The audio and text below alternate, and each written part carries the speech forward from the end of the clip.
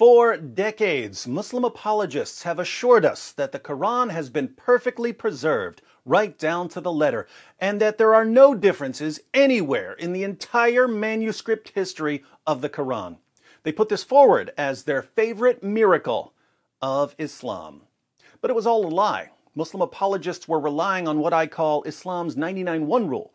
Muslim apologists have always understood that if they're speaking to 100 people, at least 99 of those 100 people are going to mindlessly accept whatever they're told. At most, only one will bother to investigate. And if one person realizes that Muslim apologists are lying, the 99 can silence the one. Unfortunately for Muslim apologists who rely on Islam's 99-1 rule to spread lies for their religion, the internet has allowed critics of the false claims to spread facts faster than Muslim apologists can spread lies. So we've been seeing the myth of perfect preservation crumble before our eyes, as critics of the myth show that there are tens of thousands of textual differences in Quran manuscripts, and that there are dozens of different Arabic Qurans, and that the first generation of Muslims were reciting so many different versions of the Quran, the Caliph Uthman had to gather all of the Qurans together and burn them. So, what do Muslim apologists do when their lie has been exposed? They tell another lie. That's what liars do. The new lie is that even though the text of the Quran has been repeatedly corrupted, and even though there are dozens of different Arabic Qurans being used in different parts of the world, the Quran has been perfectly preserved through the infallible tool of human memory. This, of course, is extremely stupid. The idea that Muslims couldn't manage to write down the same Quran, but that they would all memorize it perfectly, is beyond ridiculous. The idea that Muslims in different parts of the world are reading different versions of the Quran, but memorizing the same Quran, is idiotic in the extreme. So why are Muslim apologists making this claim? Well, they always seem to make claims that they hope no one will investigate. They say, there isn't a single textual variant in any manuscript in the entire history of the Quran, because they're hoping that no one will actually bother to check. Whenever someone does bother to check, Muslim apologists tell a new lie, hoping that no one will check the new lie.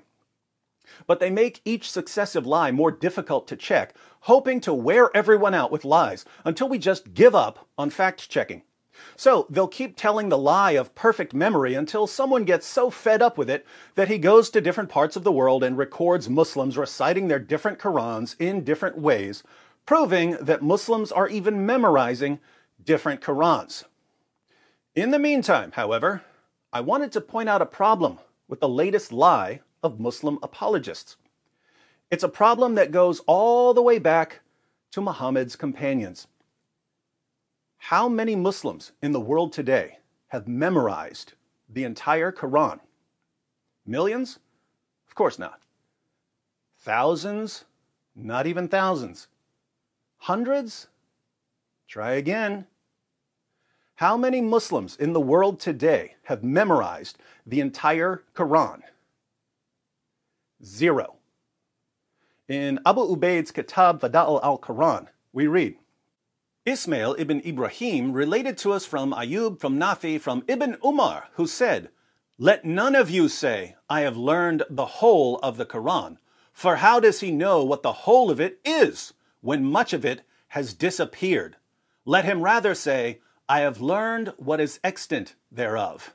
That is, I've only learned what has survived.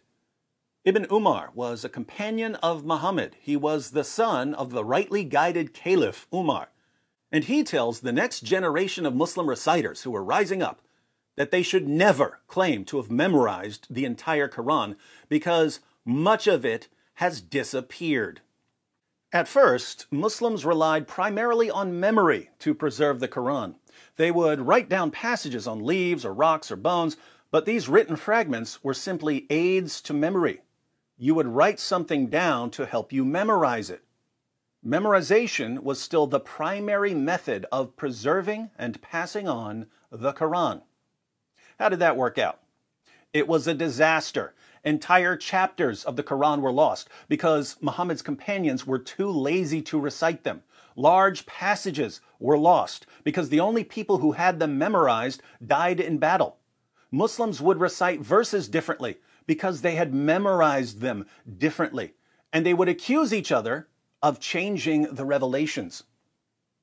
After much of the Quran was lost, the first of the rightly guided caliphs, Abu Bakr, decided to have someone write down what was left of the Quran so that more of it wouldn't be lost.